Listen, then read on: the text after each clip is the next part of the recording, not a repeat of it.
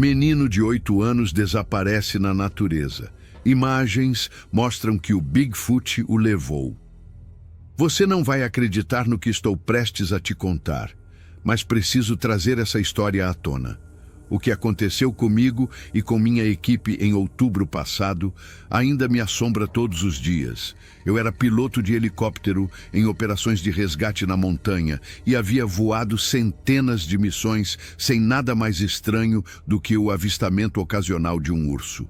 Tudo isso mudou no que deveria ter sido um resgate de rotina. Era um daqueles dias perfeitos de outubro nas montanhas. Céu azul limpo, ar fresco. O tipo de clima que te faz agradecer por ser piloto. A temperatura estava em torno de 15 graus Celsius, condições perfeitas para voar com vento mínimo. As folhas estavam mudando de cor, pintando a floresta infinita lá embaixo em vermelhos e dourados brilhantes. De 900 metros de altura, o dossel parecia uma enorme colcha que se estendia até cada horizonte. Lembro-me de pensar o quão pacífico tudo parecia lá de cima. Apenas quilômetros e quilômetros de natureza intocada que pareciam continuar para sempre. Eu voava em operações de resgate nessas montanhas há 12 anos e pensei que já tinha visto de tudo. Ataques de ursos, vítimas de avalanches, caçadores perdidos, ataques cardíacos em trilhas remotas, o que quer que fosse. As montanhas podiam ser implacáveis, mas eram previsíveis. Siga seu treinamento, confie na sua equipe, tire as pessoas em segurança. Era um trabalho perigoso, mas fazia sentido. Havia regras.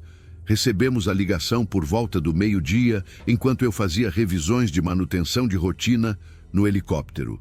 2 trilheiros haviam desaparecido 3 dias antes, em uma seção remota da Floresta Nacional Cascade, aproximadamente 65 quilômetros a nordeste do posto de guarda florestal mais próximo. A busca estava em andamento desde que suas famílias reportaram o atraso.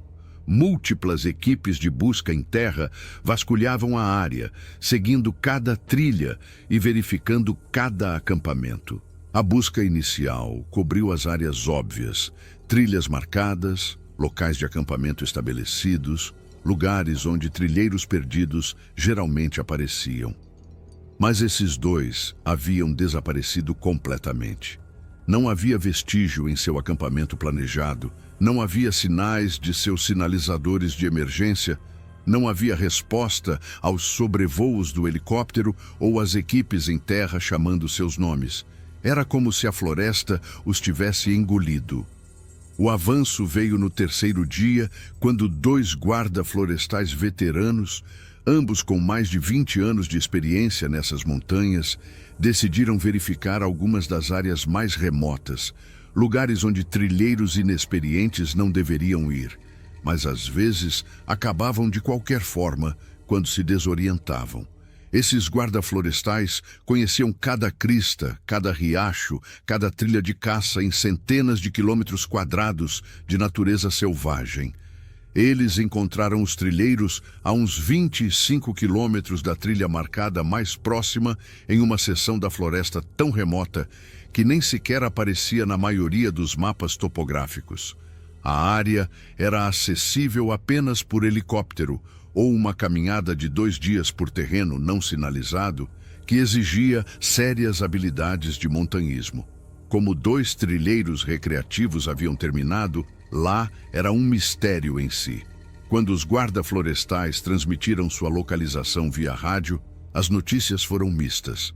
Ambos os trilheiros estavam vivos, mas um tinha uma perna gravemente fraturada.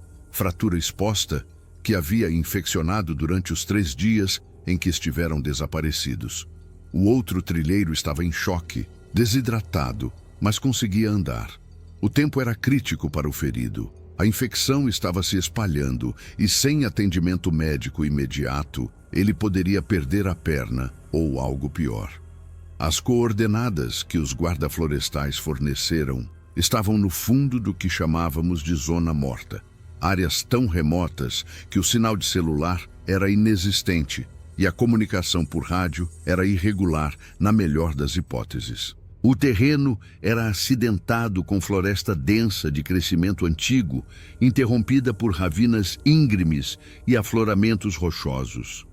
Era o tipo de lugar onde um acidente de helicóptero nunca seria encontrado, onde as pessoas poderiam desaparecer sem deixar rastro. Minha equipe naquele dia era sólida. Eu tinha meu operador de guincho que fazia resgates na montanha há 8 anos. Ele era o tipo de pessoa que conseguia passar uma linha em uma agulha com um cabo de guincho com ventos de 50 quilômetros por hora. Nunca conheceu uma situação que não pudesse resolver, nunca reclamou das condições. Ele tinha uma compreensão intuitiva dos sistemas da aeronave e podia solucionar problemas em pleno voo que aterrariam outros operadores. Nossa paramédica era relativamente nova em nossa equipe, mas com credenciais impressionantes. Ela havia feito medicina de emergência em Detroit antes de se mudar para as montanhas. Então, ela havia visto de tudo, desde ferimentos de bala até overdoses. Recém-saída do treinamento médico avançado em áreas selvagens, ela estava ansiosa para se provar em resgates difíceis. Ela tinha uma presença tranquilizadora que funcionava maravilhosamente com pacientes em pânico e nunca deixava que as condições remotas a alterassem. Havíamos trabalhado juntos em dezenas de resgates nos últimos 6 meses. Tudo, desde ataques cardíacos em picos montanhosos até vítimas de hipotermia retiradas de rios congelados. Nossa taxa de sucesso era quase perfeita. E desenvolvemos o tipo de comunicação sem palavras que vem de confiar completamente na sua equipe. As coordenadas que os guarda-florestais transmitiram via rádio estavam no fundo do território selvagem, mais longe do que geralmente íamos. Olhando o mapa, pude ver que estaríamos voando sobre terreno que não havia sido desmatado em décadas, talvez nunca. Sem estradas, sem linhas de energia, sem torres de celular. Apenas uma extensão ininterrupta de natureza selvagem que se estendia por quilômetros em todas as direções. Enquanto decolávamos e nos dirigíamos para as montanhas, eu já fazia cálculos em minha cabeça sobre o consumo de combustível e os padrões climáticos.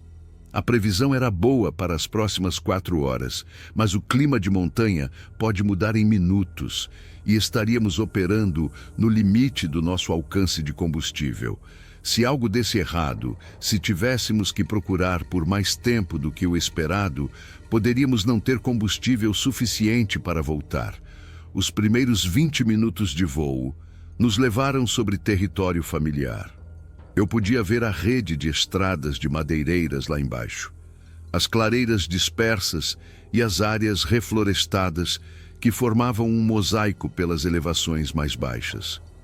Havia trilhas de caminhada visíveis, como linhas marrons finas atravessando o verde e o brilho ocasional da luz do sol no teto de um carro nas estradas da montanha. Mas à medida que subíamos mais alto e voávamos mais fundo nas montanhas, tudo isso desapareceu. A floresta lá embaixo começou a parecer diferente, mais velha e mais escura. Havíamos deixado a civilização completamente para trás. Esta era a floresta de crescimento antigo, do tipo que estava de pé por séculos. Árvores tão maciças que seus troncos pareciam pilares da nossa altitude. Seu dossel tão denso e uniforme que parecia um tapete verde sólido se estendendo até cada horizonte. O dossel era tão espesso que eu mal conseguia distinguir o chão através das frestas. Ocasionalmente eu vislumbrava um riacho ou afloramento rochoso, mas na maioria das vezes era apenas um mar ininterrupto de verde. Eu me peguei perguntando como alguém poderia sobreviver lá embaixo se perdesse. A floresta parecia impenetrável, hostil à vida humana. Esses 2 trilheiros tiveram uma sorte incrível de serem encontrados pelos guarda-florestais. Meu operador de guincho estava verificando seu equipamento quando notei algo que me deixou inquieto. Estávamos voando sobre uma seção da floresta onde as árvores pareciam diferentes de alguma forma. Mais altas, mais escuras, mais densamente agrupadas. Não havia clareiras visíveis, nenhuma ruptura no dossel. Era como olhar para uma parede sólida de vegetação que nunca havia sido perturbada por atividade humana. A paramédica se inclinou para a frente de sua posição na parte traseira e comentou o quão espessa a floresta parecia lá embaixo. Ela mencionou que os guarda-florestais haviam dito que encontraram algum tipo de trilhas de caça, provavelmente caminhos de animais, que os trilheiros seguiram quando se desorientaram. Assenti, mas algo em toda a situação me incomodava. Trilheiros experientes geralmente não se desviam tanto do curso por acidente, e a linha do tempo também não fazia sentido. De acordo com sua rota planejada, eles não deveriam estar perto de onde os guarda-florestais os encontraram. Era como se tivessem sido arrastados 25 quilômetros para fora de seu caminho previsto por algo. À medida que nos aproximávamos das coordenadas, comecei a escanear em busca de uma clareira ou algum lugar onde pudéssemos chegar perto o suficiente para uma operação de guincho. O GPS mostrava que ainda estávamos a 13 quilômetros quando comecei a ter meus primeiros vislumbres do que parecia ser uma pequena clareira natural. À medida que nos aproximávamos, pude ver que não era realmente uma clareira, apenas um lugar onde o dossel era ligeiramente menos denso, talvez devido a um incêndio florestal décadas atrás, ou uma queda de rochas que havia derrubado algumas das árvores maiores. Era grande o suficiente para uma operação de guincho se tivéssemos cuidado. Transmitimos nossa posição via rádio para os guarda-florestais e começamos a descer em direção ao nível do dossel. O rugido do rotor do helicóptero enchia a cabine, criando aquela vibração familiar que se torna ruído de fundo depois de anos de voo. Através dos fones de ouvido, eu podia ouvir meu operador de guincho coordenando com a paramédica, verificando o equipamento, preparando-se para a descida. Passamos sobre a clareira a uns 60 metros de altura, avaliando as condições do vento e procurando por qualquer perigo. As árvores circundantes eram enormes. Algumas deviam ter facilmente 60 metros de altura, criando um anfiteatro natural. As copas das árvores formavam um anel quase perfeito ao redor da clareira, seus galhos superiores se movendo ligeiramente na brisa suave. Era bonito de uma forma primordial, como olhar para trás no tempo para quando essas florestas cobriam todo o continente. Mas havia algo nisso que também parecia errado. Talvez fosse perfeito demais, isolado demais, ou talvez fosse apenas minha imaginação me pregando peças. Baixei o helicóptero até ficarmos pairando a uns 15 metros acima da clareira. O vento do rotor agitava a vegetação lá embaixo, criando ondas nas gramíneas altas e fazendo com que os galhos de árvores menores se agitassem violentamente. Através da poeira e dos detritos que voavam, pude ver duas figuras perto da borda da clareira, os guarda-florestais, de pé ao lado dos dois trilheiros. Um dos trilheiros estava deitado em uma maca improvisada que os guarda-florestais haviam construído com galhos e uma lona. O outro estava sentado perto, parecendo exausto, mas alerta. A paramédica se preparou para a descida, verificando seu arnês e equipamento médico pela última vez. O operador de guincho abriu a porta lateral e, de repente, a cabine foi preenchida com o som muito mais alto do rotor do helicóptero e o cheiro de pinho e terra da floresta lá embaixo. Concentrei-me em manter o helicóptero em uma posição de voo pairado estável, enquanto o vento mudava as correntes ao redor de nós. Os guarda-florestais lá embaixo estavam sinalizando, guiando nossa posição sobre o paciente ferido. O operador de guincho estava narrando nosso progresso pelo rádio, sua voz calma e profissional, apesar do barulho. Tudo estava de acordo com o protocolo padrão. Havíamos feito isso centenas de vezes antes. A paramédica estava no arnês, pronta para descer. Dei o sinal para o guincho e o operador começou a baixá-la para a clareira.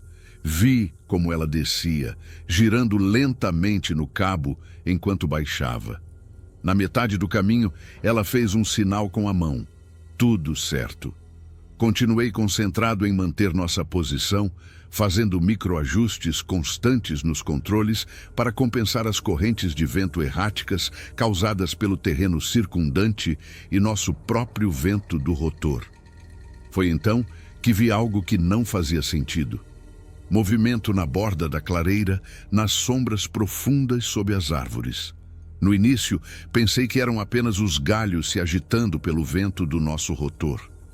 Mas o movimento era deliberado demais, coordenado demais. Algo grande estava se movendo entre as árvores, mantendo-se fora da vista direta, mas definitivamente se aproximando da clareira. Apertei o microfone para avisar a paramédica, mas antes que eu pudesse falar, ela pousou e se desenganchou do cabo. Os guarda-florestais correram até ela, claramente aliviados por ter ajuda médica no local. Observei enquanto ela se ajoelhava ao lado do trilheiro ferido, já abrindo seu kit médico. O operador de guincho estava recolhendo o cabo, preparando-se para baixar a maca de resgate. Continuei observando a borda da floresta onde havia visto o movimento.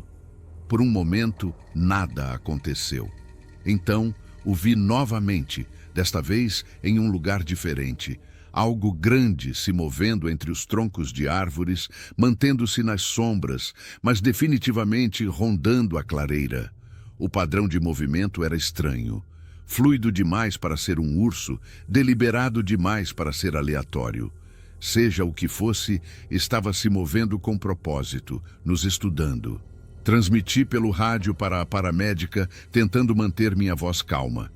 Temos possível vida selvagem no perímetro. Mantenham-se alertas. Ela reconheceu com um aceno de cabeça rápido, mas não parou de trabalhar no paciente. Os guarda-florestais olharam para as árvores, suas mãos se movendo instintivamente para os sprays de urso em seus cintos. Eles podem não ter visto o que eu vi de cima, mas confiavam no meu julgamento. Então, algo aconteceu que fez meu sangue gelar. O trilheiro que conseguia andar, o que estava sentado calmamente, de repente pulou de pé e começou a recuar para o centro da clareira, longe da linha das árvores. Seus olhos estavam arregalados, seu rosto pálido por algo mais do que exaustão. Ele estava olhando fixamente para as árvores do lado norte da clareira, balançando a cabeça violentamente de um lado para o outro. Um dos guarda-florestais foi até ele, falando com ele em um tom suave, tentando acalmá-lo. Mas o trilheiro continuava recuando. Começou a balbuciar algo que não consegui distinguir sobre o barulho do helicóptero. Então eu o vi. Não um vislumbre, não um movimento nas sombras. Eu o vi. Saindo da linha das árvores no lado norte da clareira, estava uma criatura que não deveria existir. Media facilmente 2,5 metros de altura, coberta de pelo escuro e marrom avermelhado que parecia prender e absorver a luz do sol. Andava sobre duas pernas com uma marcha ligeiramente curvada que ainda assim parecia surpreendentemente humana. Mas não havia nada de humano em seu tamanho ou proporções. Seus braços eram muito longos, estendendo-se quase até seus joelhos. Seus ombros eram maciços, empilhados com músculos que ondulavam sob sua pelagem a cada movimento. E sua cabeça, meu Deus, a cabeça dele, ficava diretamente sobre esses ombros maciços, sem muito pescoço visível. O rosto era uma mistura horrível de humano e símio, com uma testa pesada e proeminente, um nariz chato e largo e uma boca que parecia muito grande para seu rosto. Mas foram os olhos o que realmente me paralisou. Eram inteligentes. Não a inteligência animal que você vê em cães ou mesmo em primatas. Algo mais profundo, mais consciente. Estava olhando diretamente para mim, apesar de eu estar sentado em um helicóptero barulhento a 15 metros no ar. E naqueles olhos vi algo que nunca esperei ver em uma criatura selvagem. Cálculo. Estava nos avaliando, medindo a ameaça que representávamos. Por um momento que pareceu se estender para sempre, Todos simplesmente congelaram. A paramédica agachada ao lado de seu paciente, os guarda-florestais com as mãos ainda em seus sprays de urso, o trilheiro aterrorizado agora completamente silencioso e a criatura parada na borda da clareira, olhando fixamente para mim. Meu treinamento finalmente superou meu choque. Apertei o microfone. Abortem a missão. Repito, abortem a missão. Todos de volta ao cabo. Agora. Mas mesmo enquanto eu dizia as palavras, sabia que era tarde demais. O Bigfoot se moveu e se moveu rápido. Mais rápido do que algo tão grande deveria ser capaz de se mover. Ele fechou a distância até o grupo na clareira em 3 passadas maciças, cada pisada sacudindo o chão tão forte que pude sentir as vibrações através dos controles do helicóptero. Os guarda-florestais reagiram, borrifando seus sprays de urso diretamente no rosto do Bigfoot. Isso deveria ter parado um urso grizzly em seu caminho. O Bigfoot nem sequer diminuiu a velocidade. Passou pela nuvem de spray como se não estivesse lá, sua grande mão agarrando um dos guarda-florestais e lançando-o para o lado como um boneco de pano. O guarda-florestal atingiu uma árvore com um som doentio que pude ouvir mesmo sobre o barulho do helicóptero, e não se moveu. A paramédica havia pegado seu rádio, gritando por ajuda, pedindo reforços, sua voz aguda de pânico. O segundo guarda-florestal havia pegado sua pistola sinalizadora, disparando-a diretamente no peito do Bigfoot. O sinalizador atingiu e explodiu em uma chuva de faíscas vermelhas. O Bigfoot rugiu, um som tão profundo e poderoso que o senti nos meus ossos, mas não recuou. Em vez disso, virou-se para o guarda-florestal com a pistola sinalizadora. O que aconteceu depois foi tão rápido que mal consegui processar. O Bigfoot agarrou o guarda-florestal com uma mão, levantando-o do chão sem esforço. O guarda-florestal estava gritando, socando a mão enorme que o segurava, mas poderia muito bem estar socando rocha sólida, de tão inútil que foi. O Bigfoot o segurou ali por um momento, estudando-o com aqueles olhos terrivelmente inteligentes. Então, com um movimento casual, que foi de alguma forma pior do que qualquer demonstração de agressão teria sido, ele o arremessou. Não apenas o deixou cair, ele o arremessou diretamente contra meu helicóptero. Eu tive talvez 2 segundos para reagir. Puxei os controles, tentando ganhar altitude, tentando tirar o helicóptero do caminho. Mas um helicóptero não é um avião de combate. Não pode simplesmente desviar e sair. O corpo do guarda-florestal colidiu com nosso trem de pouso com um estrondo metálico que reverberou por toda a aeronave. O helicóptero sacudiu violentamente e cada luz de advertência no painel acendeu imediatamente. Havíamos perdido pressão hidráulica. Os controles ficaram rígidos e não respondiam sob minhas mãos. Estávamos caindo. O treinamento tomou o controle. Autorrotação. Precisávamos entrar em autorrotação ou nos chocaríamos diretamente nas árvores. Lutei com os controles, tentando estabilizar nossa queda, tentando encontrar qualquer coisa parecida com um lugar seguro para pousar. Mas estávamos sobre uma floresta densa e a única clareira estava diretamente abaixo de nós, onde aquela coisa ainda estava parada. O operador de guincho estava no rádio, transmitindo nossa emergência, dando nossas coordenadas, explicando que estávamos descendo. Sua voz era surpreendentemente calma, dadas as circunstâncias. Essa tranquilidade me ajudou a focar, a lembrar meu treinamento, a me manter na tarefa de tentar salvar essa queda. Conseguimos descer devagar o suficiente para que o impacto não nos matasse. Nos chocamos na borda da clareira, o trem de pouso colapsou instantaneamente, a fuselagem raspando contra rochas e terra enquanto deslizávamos de lado. O barulho era ensurdecedor. Metal retorcendo, vidro quebrando, o último guincho agonizante das pás do rotor enquanto se despedaçavam. Então, silêncio. O tipo de silêncio que só vem depois de um acidente, quando seus ouvidos ainda estão zumbindo, mas o mundo ficou inquietantemente parado. Eu estava pendurado de lado no meu arnês, cada parte do meu corpo gritando em protesto. Através do para-brisa rachado, eu podia ver a floresta, agora inclinada em um ângulo impossível. E se movendo entre as árvores, se aproximando do helicóptero destruído, estava o Bigfoot. "Saiam!" gritei, lutando com meu arnês. "Todos para fora agora!" O operador de guincho já estava desafivelando seu arnês, chutando a porta lateral deformada até que ela cedeu. Ele escorregou para fora, depois se virou para me ajudar. Juntos, saímos do helicóptero destruído, caindo no chão justamente quando o Bigfoot alcançava os destroços. De perto, era ainda mais aterrorizante. O cheiro de almíscar e animal molhado e algo mais, algo selvagem e perigoso. Sua respiração era audível, profunda e constante, como um fole gigante. E aqueles olhos malditos nunca pararam de nos rastrear. Corremos, Deus nos ajude, simplesmente corremos. Não havia vergonha nisso, não havia heroísmo, apenas puro instinto de sobrevivência que nos mandava correndo para a densa vegetação da floresta. Atrás de nós, eu podia ouvir o Bigfoot destruindo o helicóptero.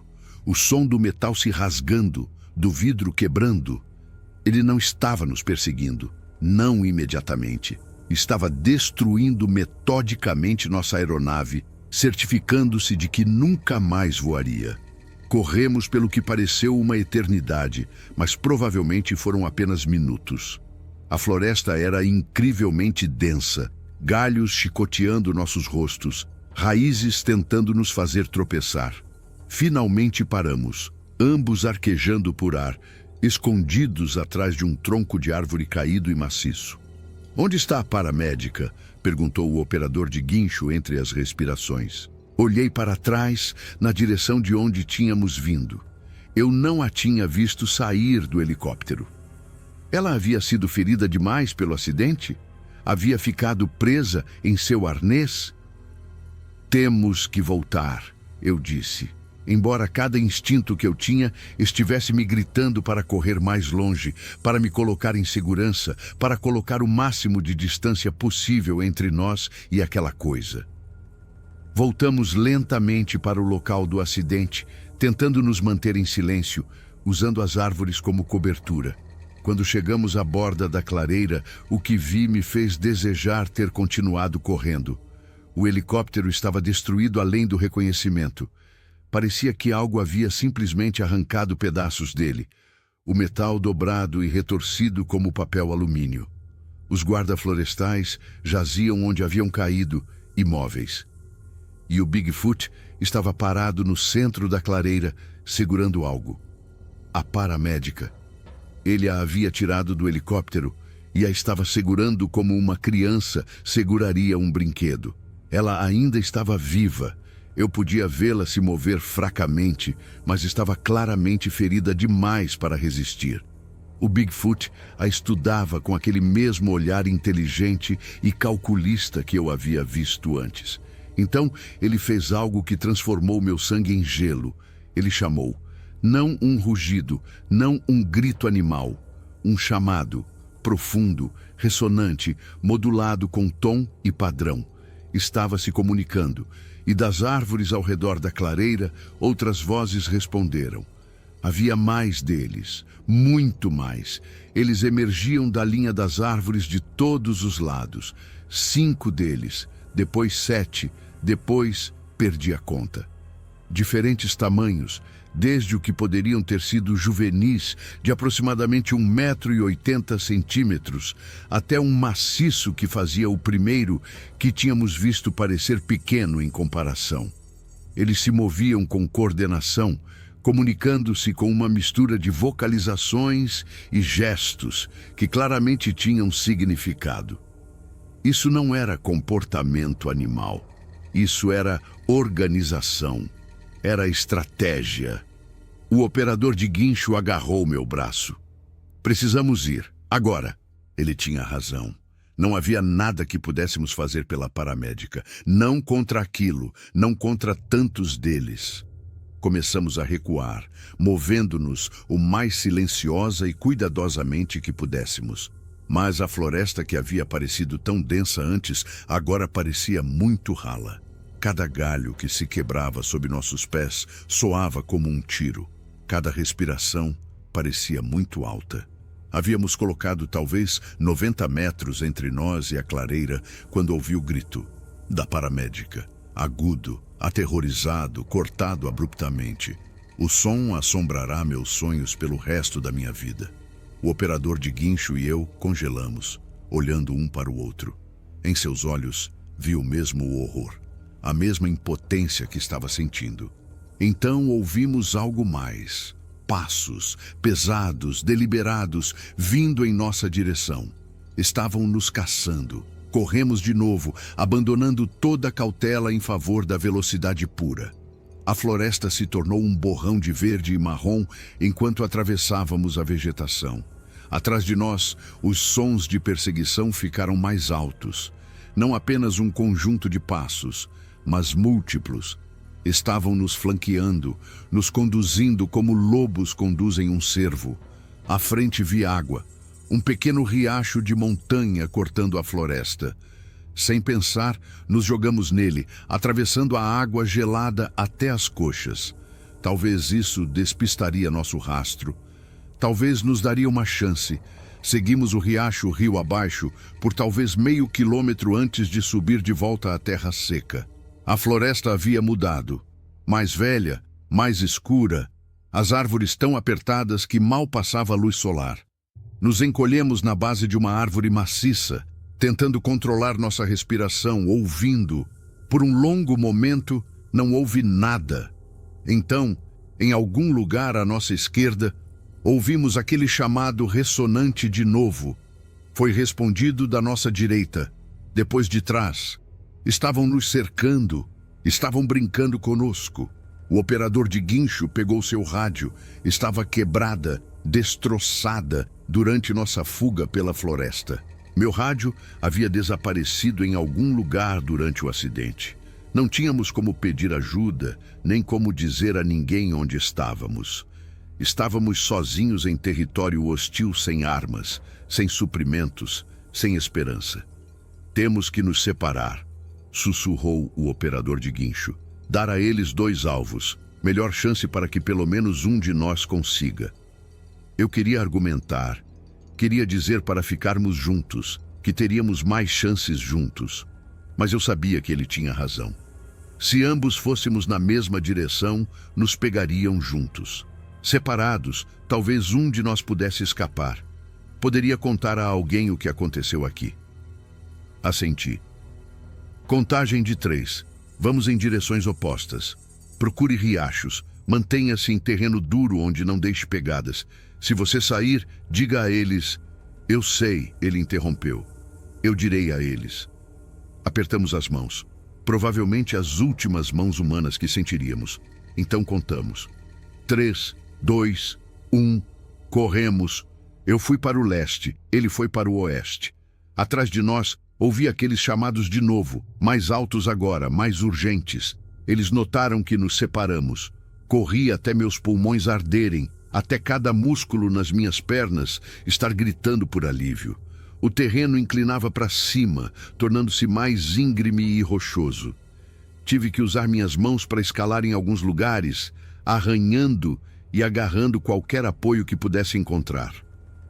Quando finalmente cheguei a algo parecido com um terreno nivelado, olhei para trás. A vista era impressionante. Quilômetros de floresta intocada se estendendo em todas as direções, picos de montanhas se elevando à distância. Bonito e completamente indiferente à minha sobrevivência. Eu não podia ver nenhum sinal de perseguição, mas isso não significava nada. Essas coisas podiam se mover pela floresta como fantasmas quando queriam. Continuei me movendo, agora indo mais para o norte, tentando navegar pelas estrelas que mal eram visíveis através do dossel da floresta.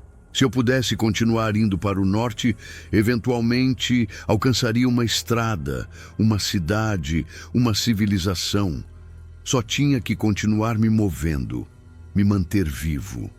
O sol começou a se pôr e a floresta se tornou ainda mais escura. Cada sombra parecia esconder ameaças. Cada som da vida selvagem normal, um pássaro chamando, galhos rangendo no vento, me fazia congelar e escutar. Encontrei uma espécie de caverna, na verdade apenas um buraco sob um afloramento rochoso, e me enfiei nela.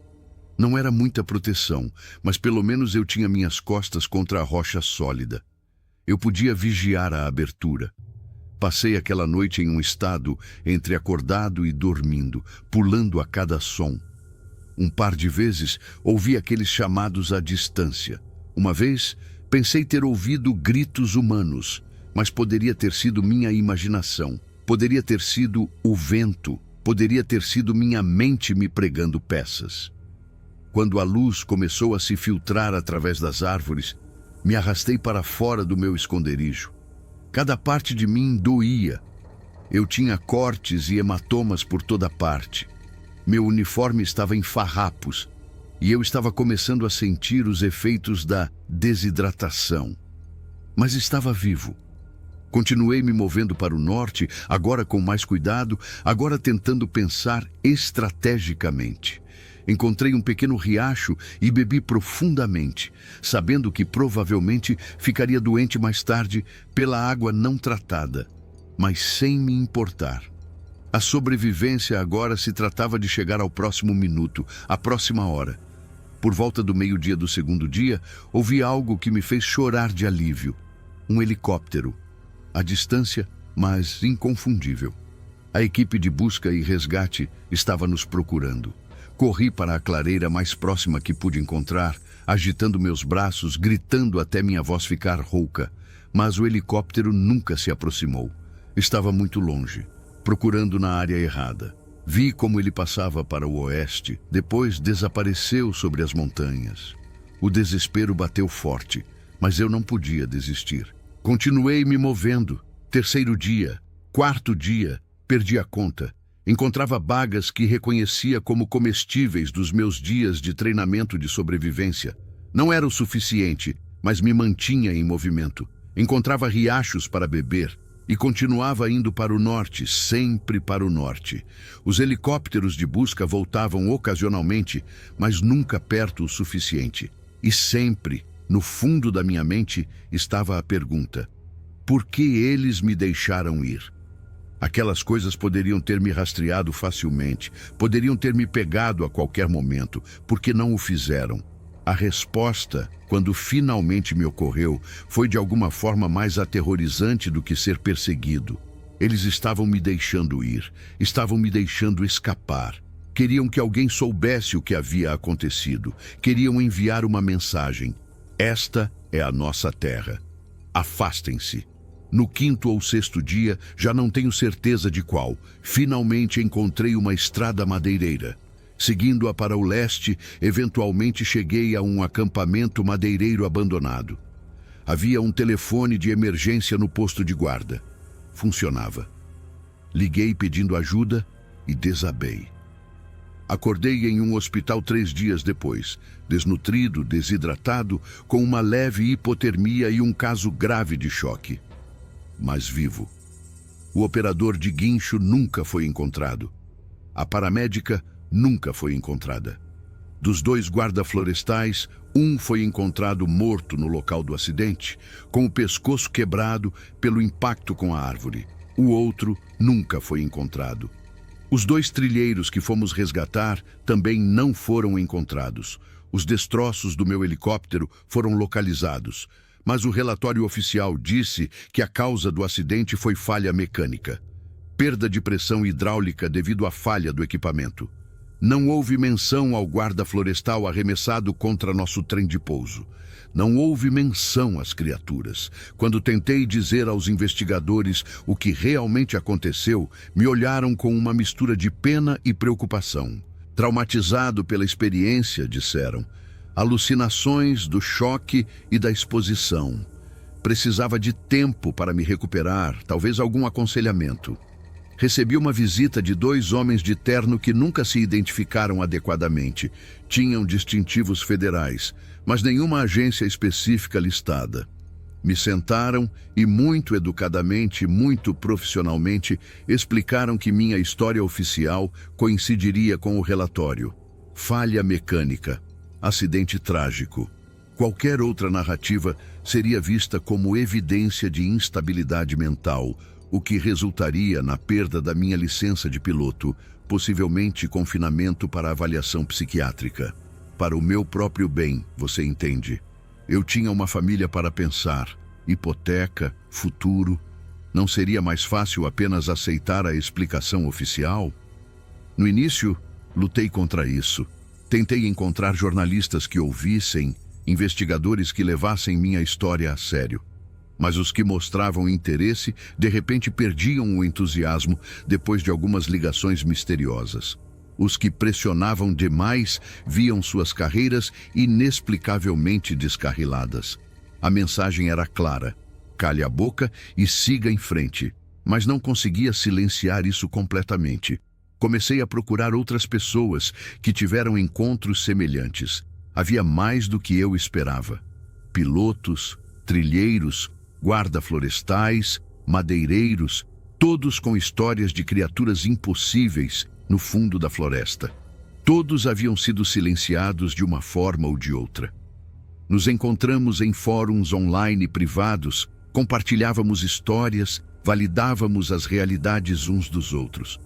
Não foi o suficiente para expor tudo, mas foi alguma coisa.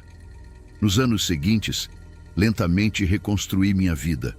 Consegui um trabalho de pilotagem diferente, nada de resgate. Apenas voos charter chatos e rotineiros.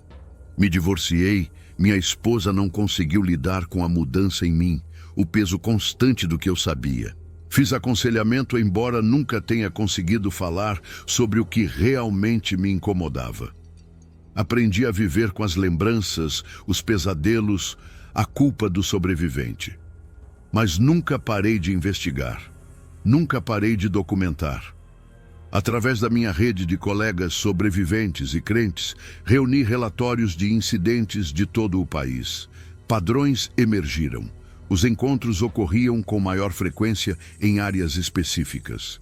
Florestas antigas de crescimento, seções remotas de parques nacionais, lugares onde a atividade humana era mínima e a supervisão do governo era alta. Encontramos evidências de acobertamentos que remontavam a décadas. Relatórios de pilotos de helicóptero perdidos em circunstâncias misteriosas. Trilheiros desaparecidos em números que não faziam sentido estatisticamente. Evidências físicas, pegadas, pelo, fotos, tudo confiscado ou desacreditado por autoridades oficiais. O padrão era inegável uma vez que você sabia procurar por ele. Havia algo lá fora, algo importante o suficiente para justificar um acobertamento massivo e coordenado que se estendia por múltiplas agências governamentais. O ponto de virada chegou quando conheci um antigo guarda florestal do Serviço Florestal que havia trabalhado na Floresta Nacional Cascade por 30 anos antes de se aposentar. Ele teve seu próprio encontro nos anos 90, um que quase o matou. Diferente de mim, ele havia mantido registros meticulosos, tinha contatos em múltiplas agências e havia documentado silenciosamente o fenômeno por décadas. Ele tinha caixas cheias de relatórios de incidentes, mapas mostrando padrões de atividade, até algumas amostras físicas que ele havia conseguido preservar antes que fossem confiscadas. Ele me mostrou tudo. Os padrões eram ainda mais extensos do que eu havia imaginado. Não apenas o noroeste do Pacífico. Bolsões de atividade em todo o país, onde quer que houvesse grandes extensões de natureza intocada. As montanhas Cascade, a Floresta Nacional Olympic, áreas remotas nas Montanhas Rochosas, seções dos Apalaches.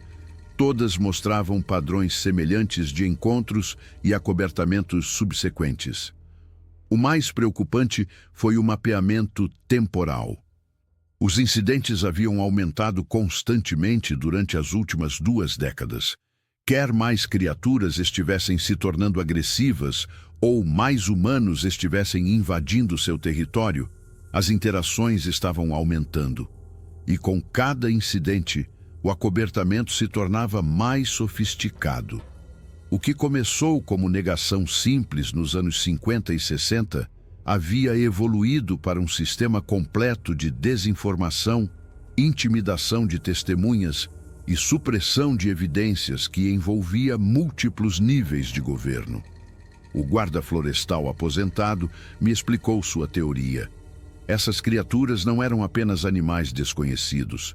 Representavam algo mais fundamental, um desafio à narrativa humana de dominação sobre a natureza.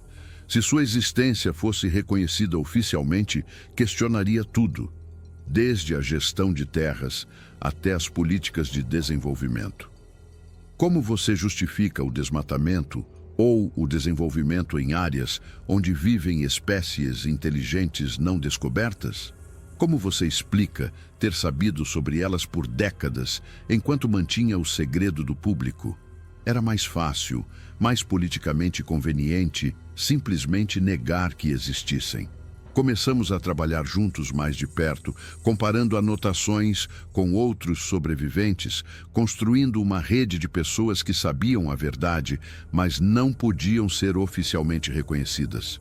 Encontramos dezenas de nós, eventualmente.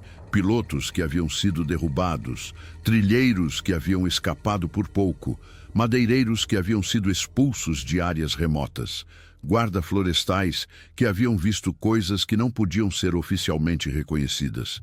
Começamos a nos reunir, compartilhar informações, tentar montar o quadro completo. O que descobrimos foi tão aterrorizante quanto fascinante. Essas criaturas não são monstros aleatórios. São organizadas, inteligentes e têm defendido sistematicamente seus territórios por décadas, talvez séculos. As áreas remotas de natureza selvagem, onde os encontros ocorrem com mais frequência, formam um padrão. Corredores conectados de florestas antigas que nunca foram desenvolvidos ou intensamente desmatados. Começamos a chamá-las de zonas protegidas, áreas onde a atividade humana é tolerada apenas nas bordas, onde a penetração mais profunda é recebida com respostas cada vez mais agressivas.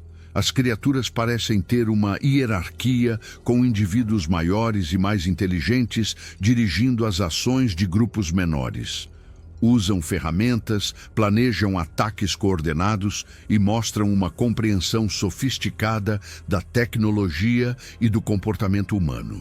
A descoberta mais perturbadora foi o quão efetivamente eles foram acobertados. Agências governamentais, serviços florestais, autoridades de aviação, todos têm protocolos para lidar com encontros.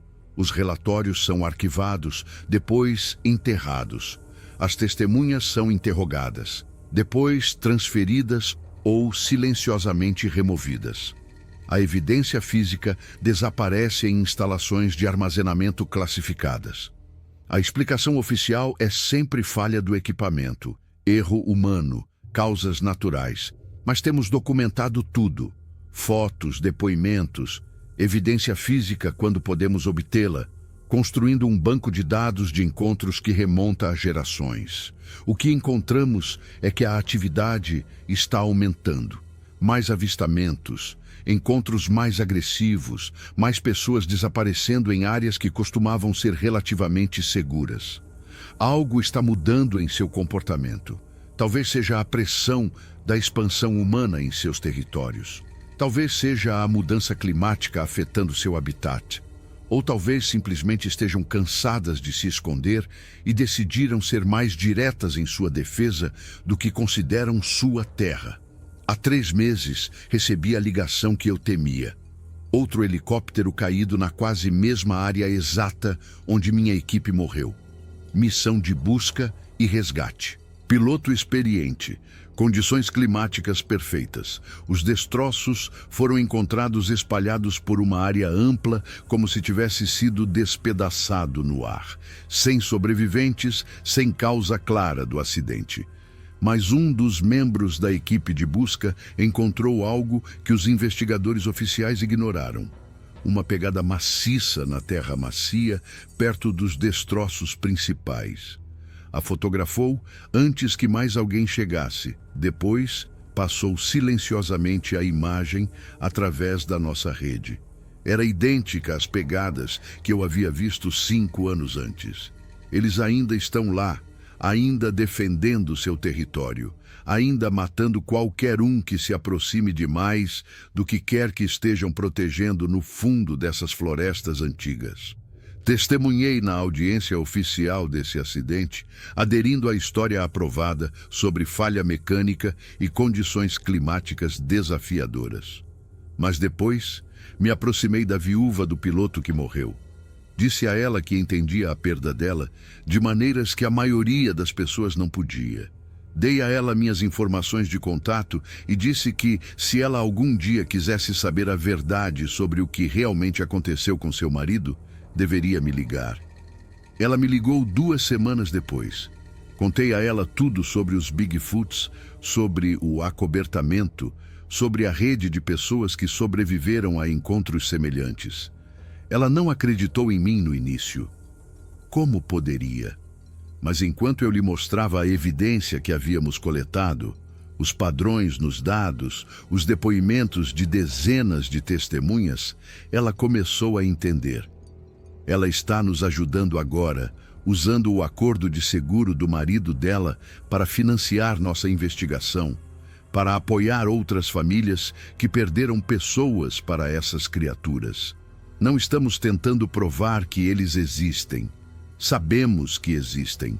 Estamos tentando entendê-los, descobrir o que querem e talvez encontrar uma forma de coexistir que não envolva mais pessoas morrendo.